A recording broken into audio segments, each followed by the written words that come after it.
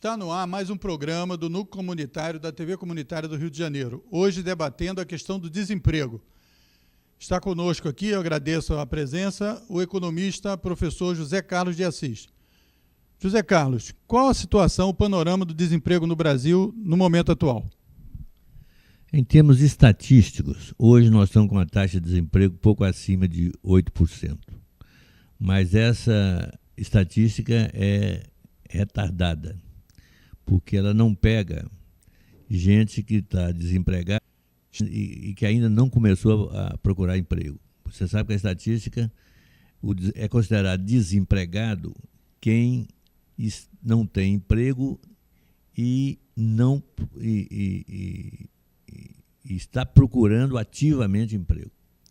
Então, deve ter um desemprego oculto aí vai de 8% a 10% mais ou menos do total do desemprego. E essa taxa não é o mais grave é a tendência dela, né? Eu acredito que até o fim do ano a gente vai ter uma taxa de desemprego aberto de 15%, não menos que 15%, sobretudo em consequência da questão da Lava Jato, que está fechando muitas empresas na área naval, na área metalúrgica, na área do petróleo, e com incidência em sistemas produtivos vizinhos. Quer dizer, até boteco lá em Niterói e em São Gonçalo está sendo fechado por causa da crise, né? Os seus fregueses tradicionais de prato feito desapareceram porque ficaram desempregados. Então, os donos dos botecos tiveram que fechar, quer dizer, os pequenos restaurantes que funcionam ali em Itaboraí, ali em Niterói, sobretudo, né, estão fechados, assim como lojas de produtos baratos, essa coisa toda, também estão sendo fechadas.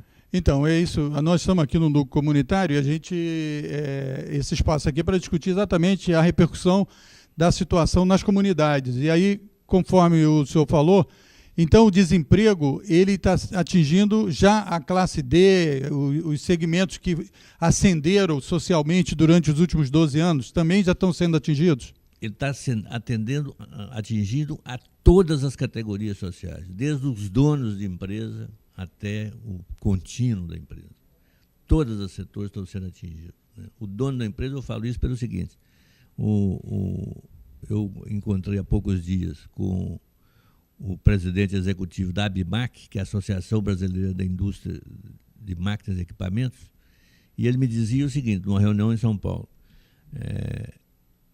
tem muitas empresas que não estão demitindo porque não tem dinheiro para pagar a indenização. Então, elas estão esperando que aconteça algum milagre e esse milagre possibilita a sua recuperação financeira e a continuidade dos seus negócios, né? Esse que é o quadro objetivo que você tem hoje em várias regiões que têm influência do setor de petróleo. Quer dizer, a Lava Jato atingiu de cheio a Petrobras e atingiu, por consequência, toda a cadeia produtiva do petróleo. E isso tem uma repercussão no conjunto da economia brasileira, né? Eu tenho a impressão de que nós estamos caminhando para um desastre que nunca se deu na história brasileira. Ainda este ano, eu acredito que haja uma contração da economia da ordem de 5%. As pessoas, quando eu falo isso, as pessoas dizem, não, isso é um absurdo, 5% de contração, não. A imprensa está falando em 2,5%, alguns bancos estão falando 3%, 5% é demais. Mas basta fazer uma conta simples, né? Nós temos uma taxa de 0% de crescimento do PIB no ano passado, 2014. Esse 0% passa para esse ano, porque não houve nenhum, a economia está combalida, não teve retomada de investimento. Então, no mínimo, seria 0%. Mas você tem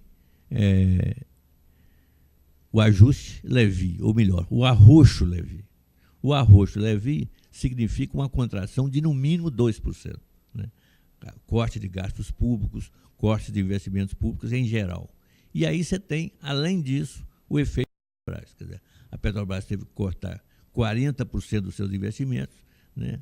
A cadeia de financiamentos e de financeira da Petrobras foi quebrada, quer dizer, ela não consegue pagar seus fornecedores, ela reduziu barbaramente o seu nível de investimentos, quer dizer, a construção da Abreu e Lima praticamente cessou, a construção do Comperj cessou, e isso tudo representa, no mínimo, 3% de contração da economia brasileira. Por quê? Porque a Petrobras, né, o sistema Petrobras, representa quase 20% do produto interno bruto. Então, se você tem uma quebra do investimento nessa área de 40%, você vai ter um efeito de contração no conjunto da economia de, no mínimo, 3%. 3% mais 2% mais zero é 5%. Então, nós estamos correndo o risco e provavelmente não é possível fazer nada para impedir isso esse ano, porque esse ano já está acabando, né? Nós vamos ter uma contração de, no mínimo, 5%. E como é que a gente explica, então, que nos últimos anos, mesmo com uma situação de crescimento pequeno, ou quase zero da economia, o emprego continuava com índices altos? O emprego, que já vinha até crescendo e estabilizou-se no nível alto, né, ele era, sobretudo, um emprego mais secundário, um emprego na área de serviços, comércio, coisa desse tipo, né? A diferença agora é o seguinte: foram atingidos empregos nas áreas de maior qualificação também. Então, se juntou as duas coisas, né? Juntou o desemprego do pessoal mais qualificado com o pessoal menos qualificado, né? E está batendo nos dois juntos. Quer dizer, isso, né? Na situação anterior, você tinha um crescimento muito grande do emprego na área de serviço, né? Isso se manteve a partir de 2009, 2010 para cá, né? Se conseguiu isso. De qualquer forma, era emprego. De qualquer forma, era emprego, né? Então, o pior é o desemprego aberto. Quer dizer, isso é que realmente tira a esperança das pessoas, né? Quando você está no emprego de categoria baixa, né, pouco qualificado, você tem ainda a esperança de fazer um curso, né, frequentando escola, seja o que for, né, se qualificando, você pode melhorar de vida. Na situação atual, não tem esperança nenhuma, porque fizeram um arroxo fiscal sem dizer o que vem depois. Então vai ser mais arroxo, mais arroxo, mais arroxo. Quer dizer, a gente está entrando no caminho grego, né? É o caminho da Espanha. A Espanha está com 26% de taxa de desemprego, a Grécia está com mais de 26% da taxa de desemprego, e isso é o que a gente corre o risco aqui também, né? De chegar a 25% de taxa de desemprego. Uma coisa que é importante considerar é o seguinte: às vezes eu já vi até dirigente sindical, por incrível que pareça, dizer o seguinte: não tem muito problema, né? Na verdade, 8 e pouco % de taxa de desemprego não é tão alta assim. Teve um que outro dia me disse o seguinte: numa reunião, eu tinha feito um apelo muito grande para a gente participar de um evento, né, contra o desemprego, e eu vi um falando o seguinte: olha, eu não vejo desemprego aí. Por exemplo, lá no meu pessoal, quer dizer, os meus amigos, nós estamos fazendo churrasco, continuamos fazendo churrasco todo fim de semana com carne de primeira. Então, porra, não tem problema. Isso dito no auditório. O cara dizer isso. O que o sujeito esquece é o seguinte: uma taxa de desemprego de 25% foi a maior taxa da Grande Depressão nos Estados Unidos e na Alemanha na década de 30. 1/4 da população ativa, né? Gerou o quê? Na Europa, gerou Mussolini e Hitler. Gerou Hitler na Alemanha. Nos Estados Unidos, o Hoover perdeu as eleições. Quem ganhou foi o Roosevelt, que veio com o New Deal, né? O grande compromisso para retomar a economia. Então, mas observa o seguinte: quando você tem 25% de taxa de desemprego, aparentemente você tem 75% muito bem. Se você tem 25% de desemprego aberto, você tem 75% de empregados. Ora, 75% é 3 vezes mais do que o desempregado. Então, aparentemente, não é uma situação tão trágica, né?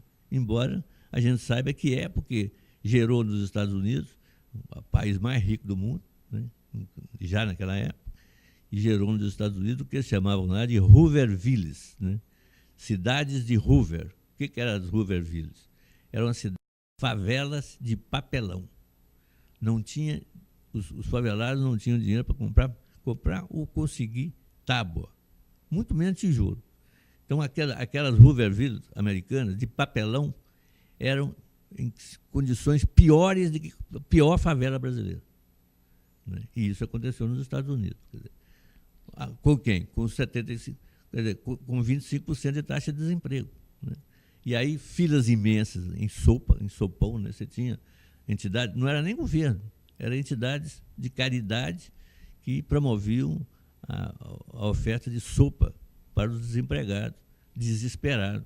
Né? E outra coisa é o seguinte, do ponto de vista qualitativo, quer dizer, do ponto de vista da situação objetiva das pessoas desempregadas, é uma tragédia. Eu já tive desempregado 2 vezes. Porra, não tem coisa pior no mundo do que estar desempregado involuntariamente. Né? Você sai de casa de manhã meio tonto, sem saber para onde que vai direito, onde é que você vai procurar emprego. No meu caso, na época, no jornal, eu tinha sido demitido no jornal por razões políticas. Aí olhava, né, no Rio de Janeiro, com o mercado de jornalista muito precário, eu saía, né, olhando para minha mulher, saindo com aquela esperança de que vamos tentar ver alguma coisa, vamos conseguir alguma coisa. Quando chegava à noite, voltava para casa, né, terrivelmente, né, com a autoestima lá no chão, olhando para as minhas filhas. Né? Que coisa trágica, não consegui nada, não tenho nada, quer dizer, estão condenados a passar fome, se não fossem os meus sogros lá que davam alguma coisa. Então, essa situação, para quem não tem, inclusive, um laço familiar, é uma coisa horrorosa, um laço familiar fora do núcleo, né, da família, né, do núcleo básico, que não tem pai, tio, primo, que possa garantir ali o arroz, o feijão, né, pelo menos. Né? Quando se trata de crianças, de filhos desempregados, então, é um horror. Quer dizer, então, essa situação é pior pelo seguinte, não precisa, nenhuma nação capitalista precisa de ter desemprego. Desemprego é um fenômeno do liberalismo e do neoliberalismo. A questão do emprego foi tratada por Keynes, um grande economista do século XX, né, que era o economista do pleno emprego, e ele se dedicou a vida toda, né, a dizer o seguinte, não precisa de ter desemprego. O Estado pode perfeitamente promover políticas públicas de emprego. Pode promover o pleno emprego. Isso é que é um absurdo. Assim mesmo temos gigantescas taxas de desemprego. Isso é um absurdo. Você falou aí que realmente, você falou do Botequim, lá de Niterói, etc. Tal, e nós temos um exemplo aqui do pessoal que atua aqui, inclusive na TV lá na Penha, que também os pequenos negócios, os empreendimentos que dão muito emprego, né, que as pequenas empresas tal, também estão sofrendo muito com essa situação de desemprego cada vez maior. Agora, você fez uma referência à Grécia. Então, seria importante a gente pensar o seguinte, como a situação brasileira se insere aí na questão internacional? Como é que a gente... É uma situação que acontece também em outros países, você citou alguns, você citou a Grécia e a Espanha. Qual é essa visão sua sobre a crise brasileira no cenário internacional? O tipo de política que nós estamos adotando aqui é o mesmo que está sendo adotado no sul da Europa. Espanha, Grécia, Irlanda, Itália. Portugal, né? Portugal, quer dizer, tudo é a ideia de que você tem que cortar gasto público, cortar investimentos públicos para atingir, né, uma situação em que o setor privado passa a investir. Isso é uma ilusão, não existe isso. Né? O investimento privado, geralmente, é puxado pelo investimento público.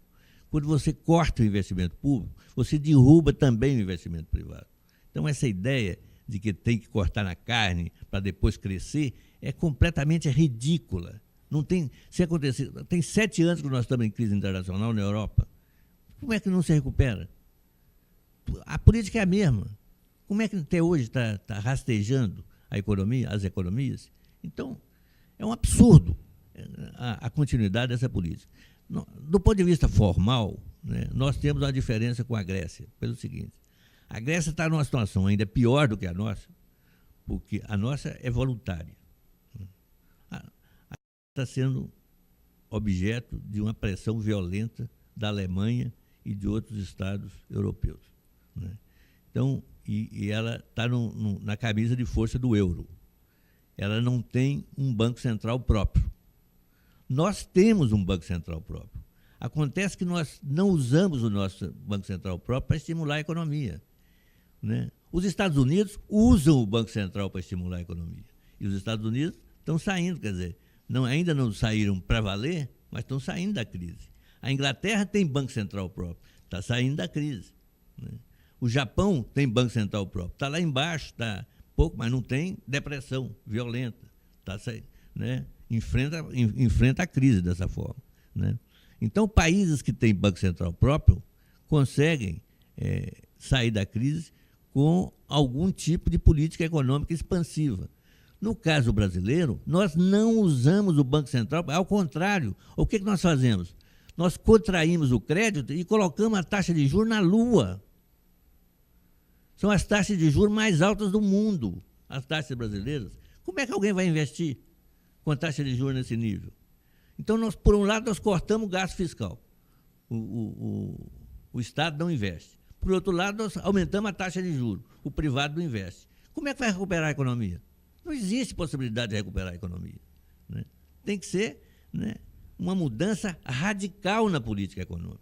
Sem isso, nós não vamos para lugar algum. Quer dizer, nós nos colocamos na situação grega, apesar de que temos um Banco Central que poderia ser usado para estimular a economia. Agora, Zé Carlos, qual é a ilusão, então, que está presente no ajuste do Levy para passar a ideia de que, por um tempo, eles estavam dizendo que no início do segundo semestre do ano que vem vai tal, é o quê? Derrubar, fazer um sofrimento grande e depois vai recuperar um pouquinho. Mas qual é essa ilusão que eles têm, que eles passam? A ilusão é justamente essa, quer dizer, essa ideia de que se você contrair agora, depois o setor privado, magicamente, vai reiniciar os seus investimentos. Como é que o setor privado vai reiniciar os investimentos se a demanda está no chão? Quem é que vai investir para prateleira, para produzir para prateleira? Que sentido que tem isso, né? Eles sequer dão qualquer outra indicação do que vai fazer em termos de investimento público. Mas eles dizem que tem que baixar a inflação e é essa maneira de baixar a inflação. Não é essa, quer dizer, a inflação brasileira não é inflação de demanda, quer dizer, não é gente que está... A economia está em recessão. Uma economia em recessão não tem, por definição, inflação de demanda, né? E você só aumenta a taxa de juros, no caso, de inflação de demanda. Você está no ciclo econômico, um ciclo de alta, né? Quando você está no ciclo de baixa, o que você faz? Você baixa a taxa de juros, os investimentos retomarem.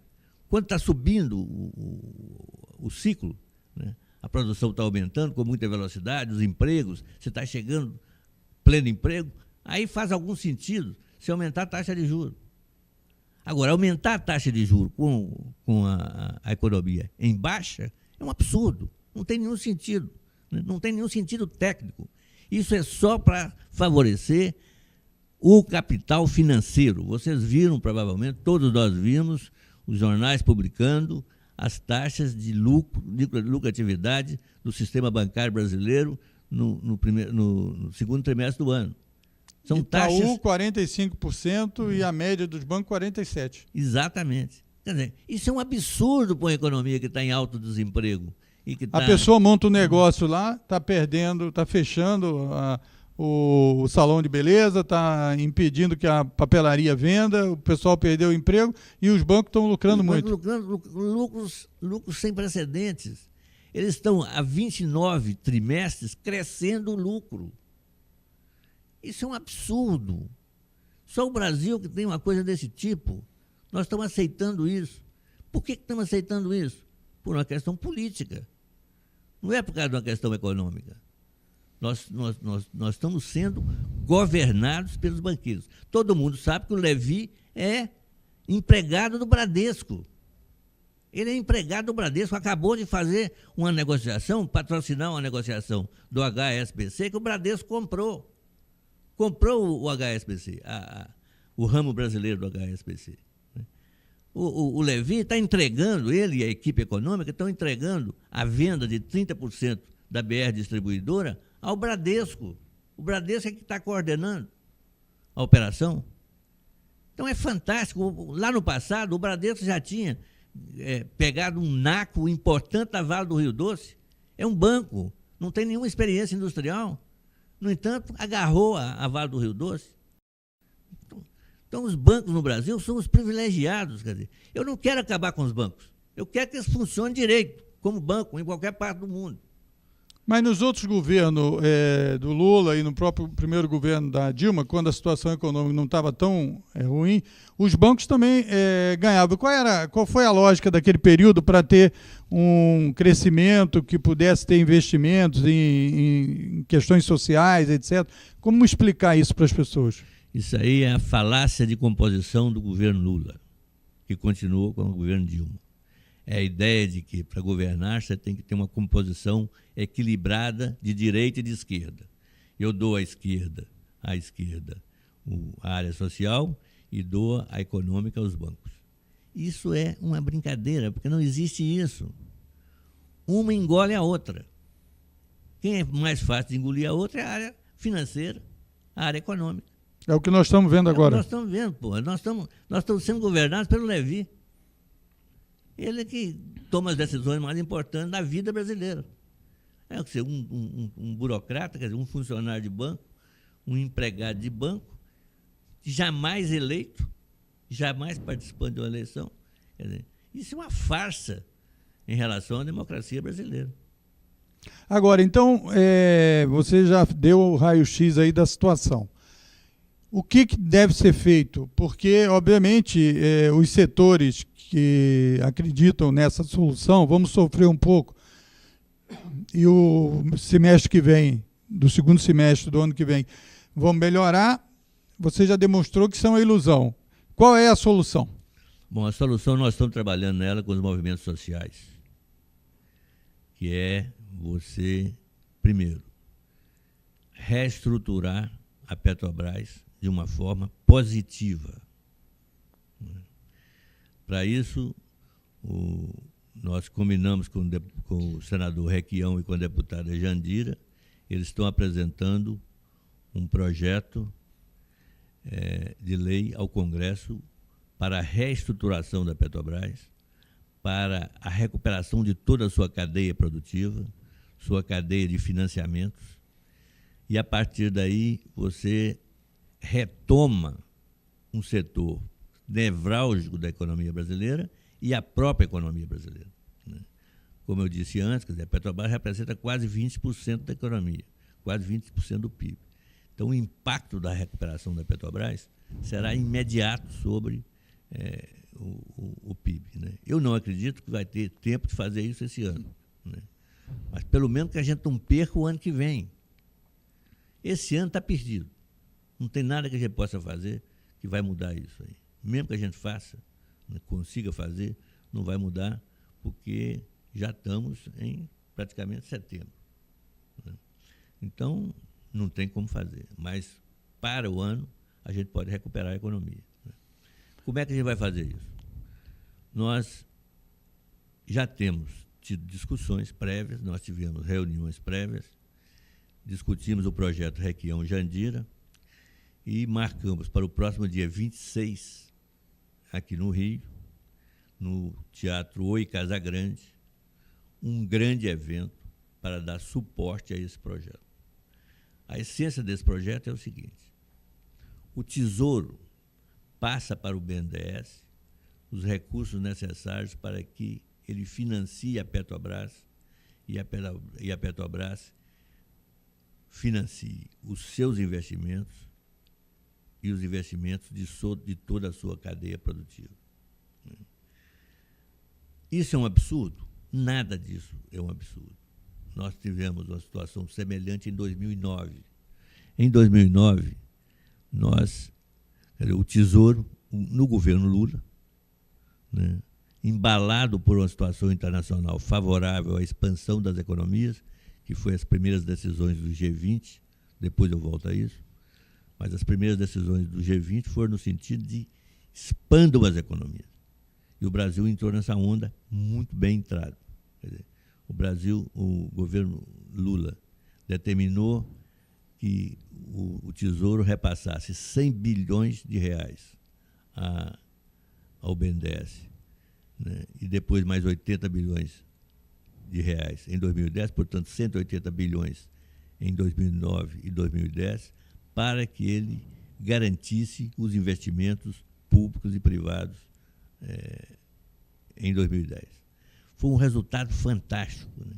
É claro que alguém olhou e falou, isso é um absurdo, não pode. Não pode porque vai afetar a relação dívida-PIB, não pode porque vai afetar a credibilidade brasileira, né?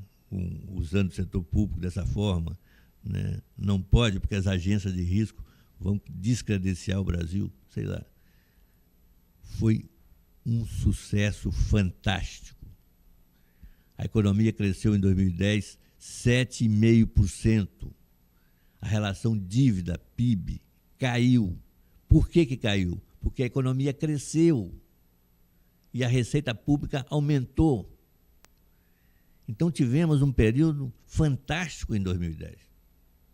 Foi a admiração do mundo inteiro. Aí o que aconteceu depois? Tiraram o pé do acelerador. Não pode fazer mais. Manteiga. Em vez de continuar com a política de expansão, né, nós nos submetemos aqui, no Brasil, à política que a Alemanha estava impondo ao sul da Europa. Porque a Alemanha, no G20, tinha acontecido o seguinte: a primeira reunião foi em Washington, a segunda reunião foi em Londres, a terceira reunião foi em Pittsburgh, nos Estados Unidos. Nas 3 reuniões, falava-se muito em cooperação. Eu contei as palavras, dava 8, 10 para o comunicado final. Falava-se muito em cooperação e falava-se muito em políticas expansivas. Aí, quando chegou em 2010, meados de 2010, reunião em Toronto, do G20, a Alemanha, com suporte do Fundo Monetário Internacional, Banco Mundial, OCDE, agências internacionais, impôs praticamente a retirada dos estímulos. Eles chamavam isso de exit strategy, estratégia de saída, um nome bonito, fantástico, né? Essa estratégia de saída significou você eliminar as políticas de expansão. Com isso, a taxa brasileira, assim como do sul da Europa, caiu estupidamente, né? E nós ficamos numa taxa medíocre de crescimento até o ano passado, que foi 0%. Mas esse tempo todo resistindo em fazer políticas expansivas pelo lado fiscal e pelo lado monetário. Na verdade, fazendo políticas de contração. Porque quando você faz superávit primário, o que está acontecendo? Isso aí que é bom que a sociedade entenda. O que é o superávit primário? Superávit primário é quando você retira da economia mais do que você devolve a ela em termos de gasto público. O setor público retira mais do que devolve em termos de gastos reais, gastos que entram na cadeia produtiva, não financeiros, gastos reais. O que acontece? Se você faz isso, você derruba a economia. Você está tirando dela mais do que você está devolvendo. Esse é o superávit primário, e os ideólogos aí neoliberais chegam, né, numa fórmula repetida pela imprensa, pela TV Globo, pelos jornalões. Não, é economia para pagar juros. Isso é uma bobagem. Eu vou também, se tiver tempo, chegar a uma discussão em torno disso. Quer dizer, por que não existe essa besteira de fazer economia para pagar juros? Então, mas eles se explicam muito assim, de uma maneira para o povo entender, dizendo o seguinte, que o Brasil ele é igual uma família, né? A família só pode sobreviver com aquilo que tem e tal. Essa tese, dá para comparar um orçamento familiar e a maneira como a família dirige a sua vida com o país? É claro que essa comparação é completamente falsa. Não existe isso. Uma família não emite dinheiro. O Estado emite dinheiro. Uma família tem limites de emissão de entrada, dívida, né? De dívida, né? O Estado não tem limite, em tese, para fazer dívida, né? A coisa que eles pegam muito é o seguinte: Não pode aumentar a dívida pública porque perde credibilidade. O governo vai perder condição de pagar a dívida pública.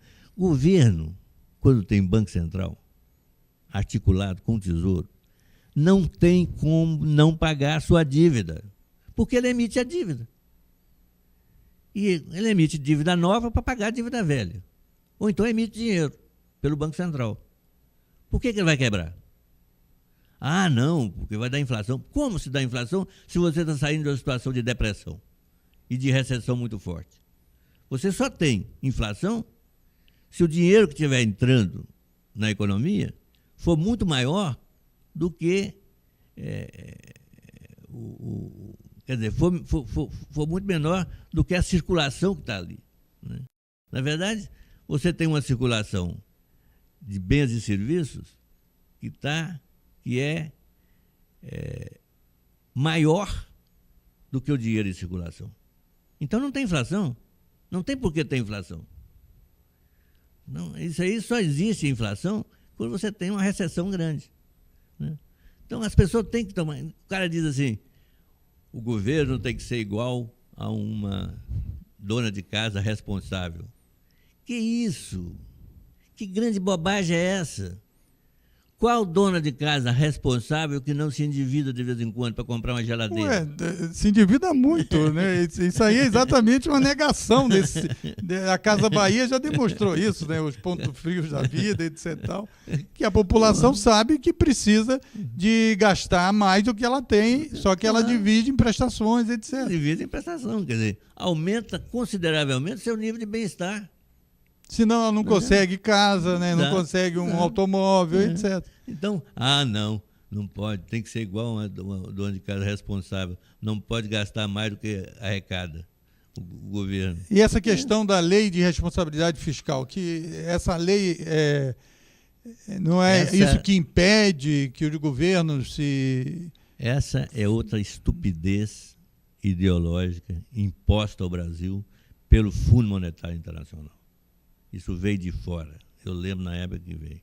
Eu lembro que anos atrás, quando era ainda um projeto de lei, eu fiz uma palestra na Escola Superior de Guerra. Eu me lembro que estava lá também o Hélio Gaspari.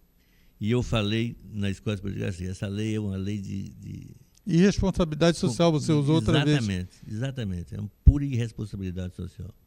Não tem nenhum sentido. Quer dizer, os estados, nesse momento, o estado do Rio Grande do Sul está sendo garroteado pela dívida.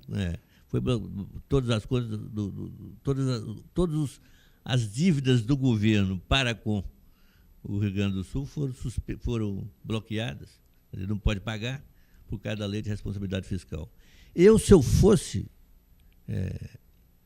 governador do Rio Grande do Sul, eu começaria um movimento separatista, igual foi a Guerra dos Farrapos.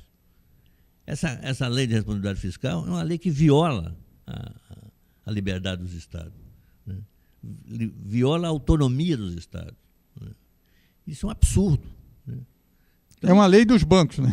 É uma lei para os bancos.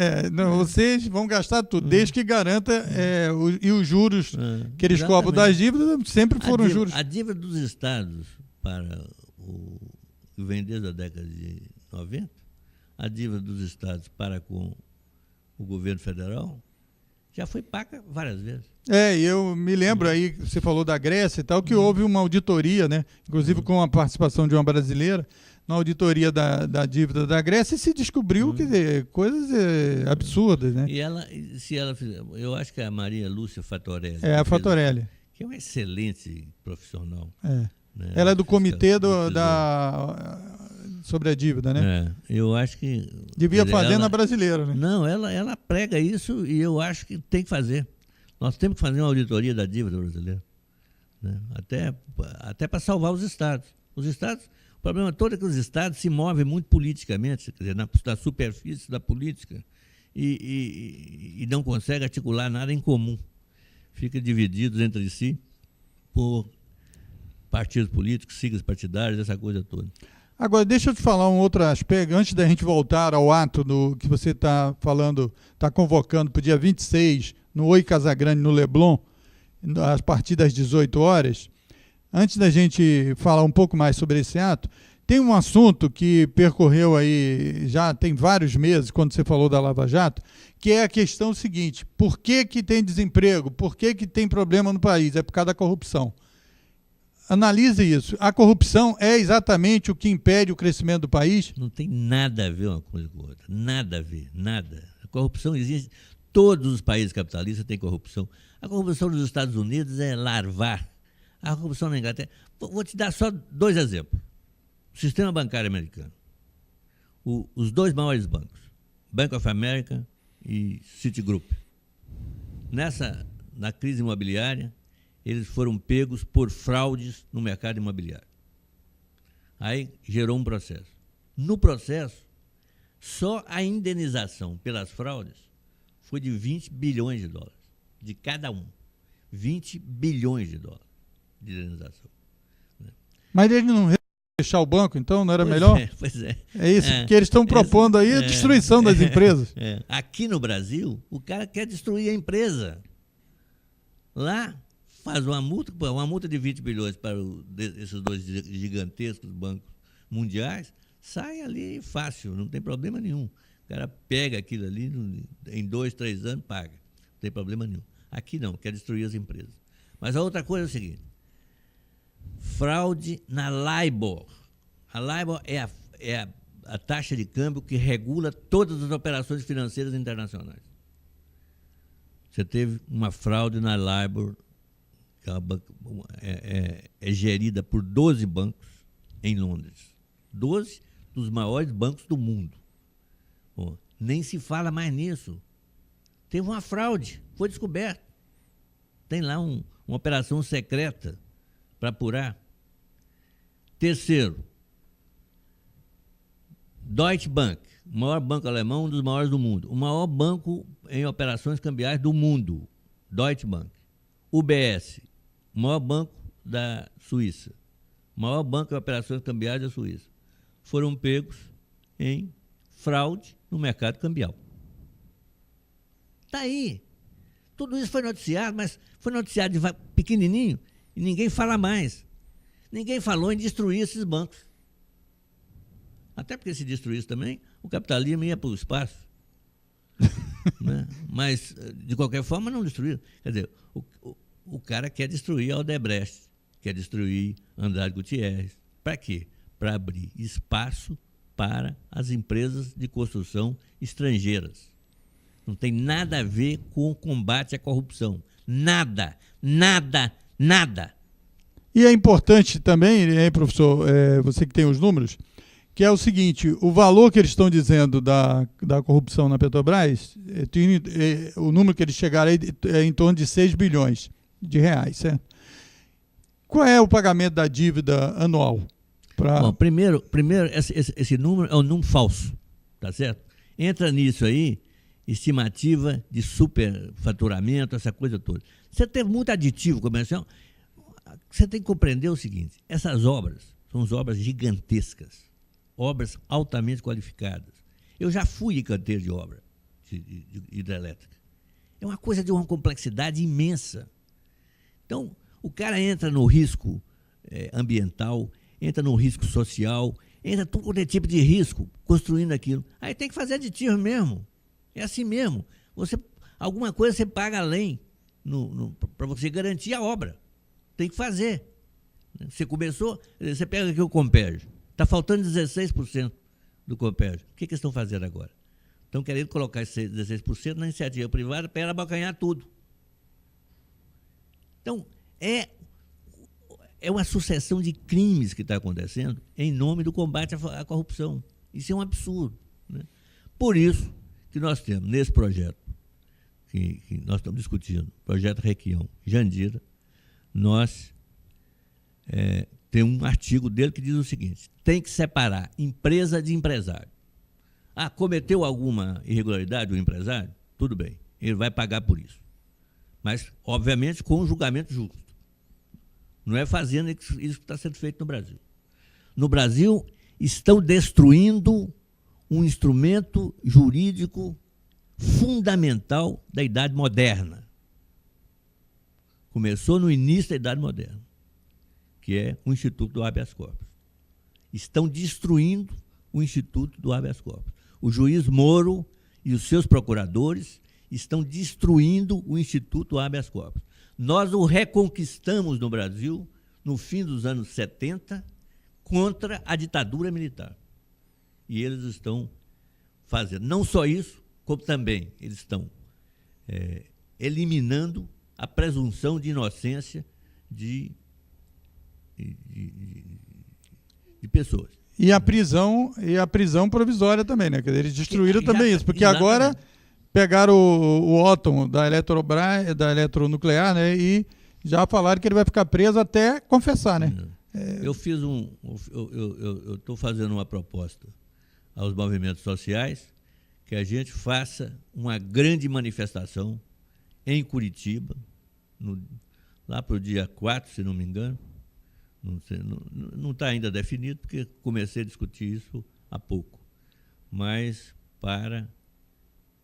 em defesa do Instituto do Habeas Corpus e da presunção de inocência. Agora, professor, ainda sobre esse assunto aí dos procuradores, por exemplo, ontem no Fantástico, nós estamos aqui na segunda-feira, gravando aqui esse programa, que vai ao ar na sexta-feira, dia 20. Saiu no Fantástico sobre 10 propostas de combate à corrupção dos procuradores do Ministério Público. Você sabe que eu fiquei estarrecido. Não consta a proibição de financiamento das empresas nas campanhas eleitorais. Não consta. E veja, o Supremo já quase tomou a decisão, só falta o Gilmar sair de cima do processo, devolver. As 10 medidas dele não consta isso. Então, eles que estão querendo impedir a Odebrecht, impedir a Camargo Correia e as outras empreiteiras, não propuseram o fim do financiamento empresarial nas eleições. Esses procuradores, a gente está chamando eles de procuradores de apostila, né? Estudaram para burro lá para o concurso, estudaram, não tem nenhuma experiência, não tem a visão de conjunto. Nem do país, né? Nem do país, nem coisa nenhuma. Resolveram, acham que vão acabar com a corrupção no Brasil. Isso é uma coisa fantástica, né? É uma coisa fantástica, porque é da natureza do capitalismo a corrupção. Porque muita coisa está na fronteira entre a corrupção e a não corrupção, tá certo? E os negócios em si. Então, eles querem fazer, eu não sei que tipo de país que eles querem fazer. Eu acho que eles querem fazer uma república socialista, em que não tem empresário, para não ter corrupção. Mas também não tem emprego. não tem emprego. Mas eu acho o seguinte, talvez eles queiram fazer uma revolução stalinista no Brasil, né? Isso talvez seja o que eles querem fazer. Eu acho o seguinte, vocês querem fazer uma revolução socialista? Eu topo. Eu sou socialista, eu topo que vocês façam. Eu não vou entrar não, mas vocês, com a competência de vocês, juridicamente, vocês façam. Tudo bem. Né? Não sou contra, não. Agora, não pense que numa república socialista vai acabar a corrupção. Aliás, a experiência histórica é o contrário. Por outro lado, eu acho que você tem uma situação em que a corrupção pode diminuir muito. A corrupção pode diminuir muito se houver o funcionamento pleno do Estado de Direito. Isso, para mim, é o fundamental. Coisa que eles não estão fazendo. Eles estão violando o Estado de Direito, né? Eu acho que a gente tem que ter a sociedade tem que reagir em relação a isso. É por isso que a gente está pensando nesse grande movimento. Mas deixa eu só voltar ao 26, né? Isso, dia 26 de agosto. Nós precisamos muito que no dia 26 de agosto, daqui a poucos dias, vocês compareçam ao Teatro Oi Casagrande, né? Lá tem uns 1000 lugares, mas se superar isso, a gente vai colocar telão fora para as pessoas participarem de fora. Não queremos fazer um evento muito prolongado.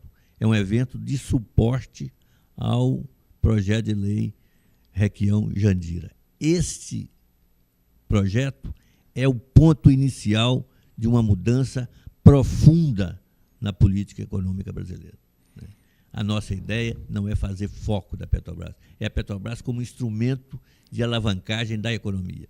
Né? E vamos, em seguida a esse evento, dia 26, nós estaremos provavelmente na semana seguinte, nós vamos ter um evento similar em São Paulo, ou na semana seguinte, ou na segunda semana seguinte, com uma proposta concreta para a mudança da política econômica.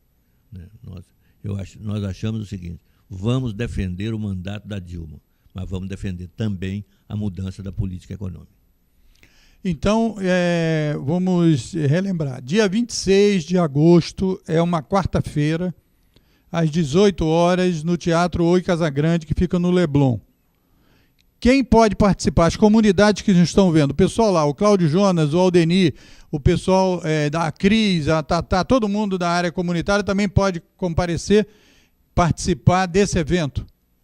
Claro que todos devem participar, mais os sindicatos, mais centrais sindicais, claro, todos. E quem você já articulou, quem está fazendo esse movimento junto com você?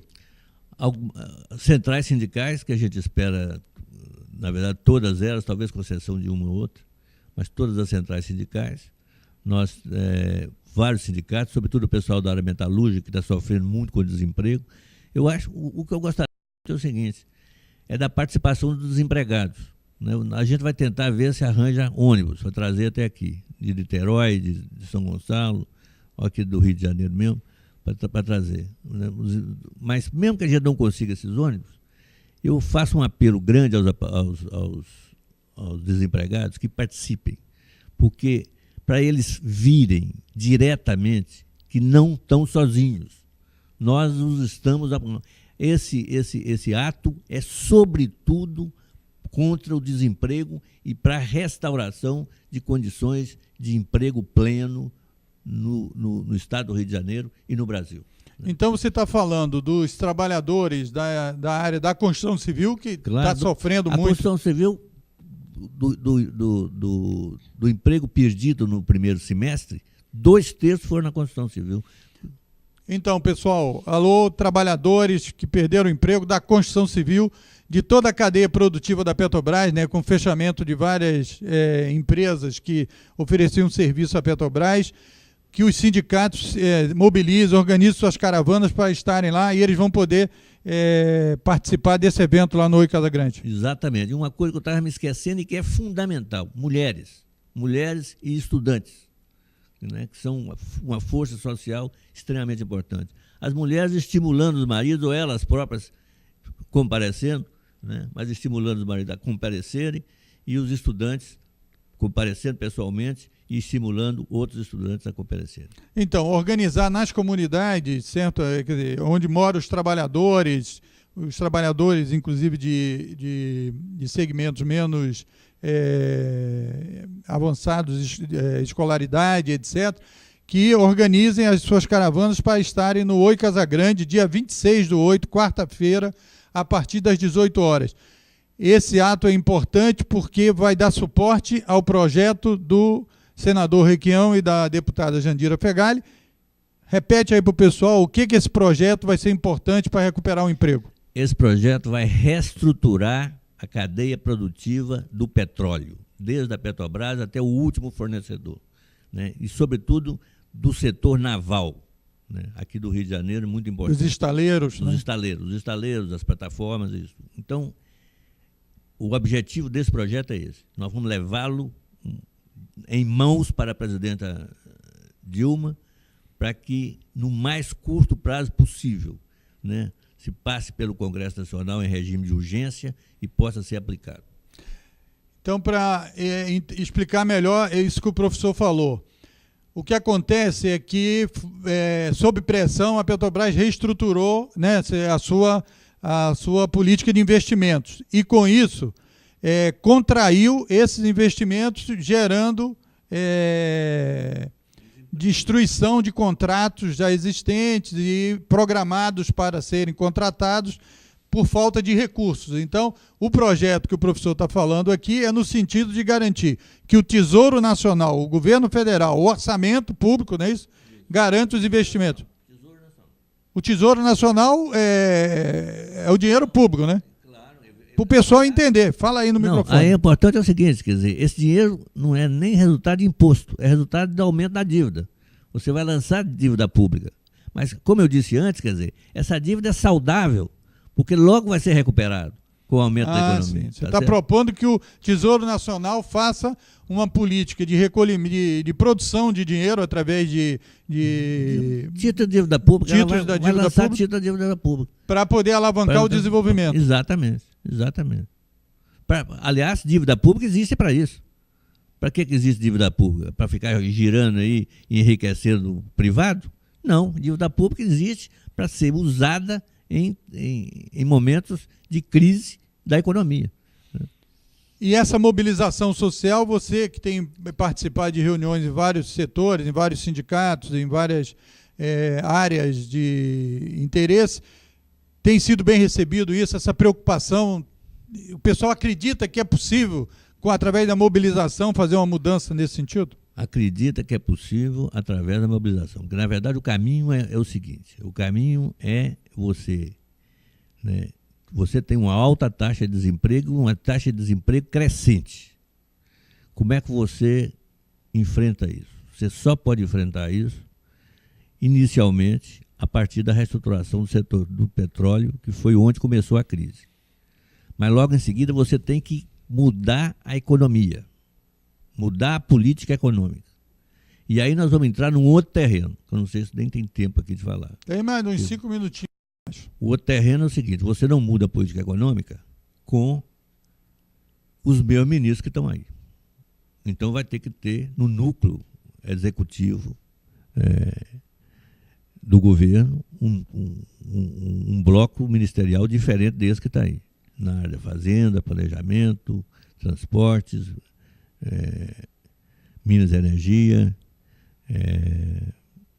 Relações Exteriores, né, Secretaria de Cidades, Secretaria de Assuntos Estratégicos. Esse bloco aí é fundamental para a virada da política econômica, tanto em termos de formulação quanto em termos de execução. Mas isso só será possível se você participar do dia 26, porque isso só é possível com mobilização social. Agora, José Carlos, para terminar aqui o nosso programa. Então, todo mundo, dia 26/8, 18 horas, no Oi Casagrande, que fica no Leblon. Quem não tem o endereço, é só botar lá na internet que o Oi Casagrande é um local de vários eventos, de debate, principalmente da esquerda, etc. e tal.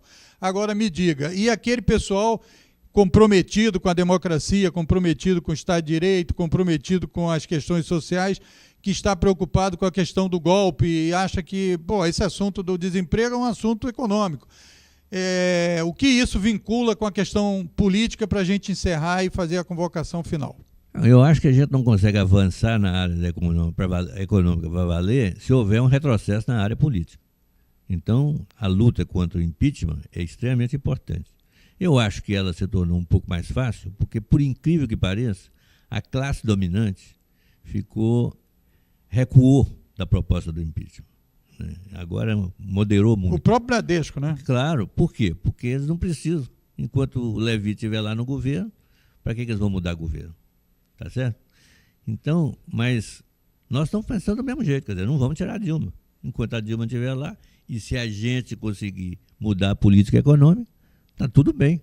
Não tem problema nenhum. Inclusive, Zé, isso vem até ao encontro do que você está colocando, porque foi uma agenda econômica, né, de propostas econômicas que mudou um pouco o clima. E você está entrando exatamente num debate de aprofundar essa agenda, que ela não resolve o problema do desemprego. Claro. Essa agenda Brasil, de 27 pontos apresentados aí pelo Renan a Dilma, ainda não toca na questão central, não é isso? Quer dizer, por mais que é econômica, mas não. Essa da agenda do Renan. Essa do Renan é pura empulhação. Eu estou falando uma outra coisa. Essa é pura empulhação. Não serve para nada. Agora, a agenda... Você tem uma agenda social aí, que é do dia 20, que é importante, que é contra o impeachment. Né? Essa é importante.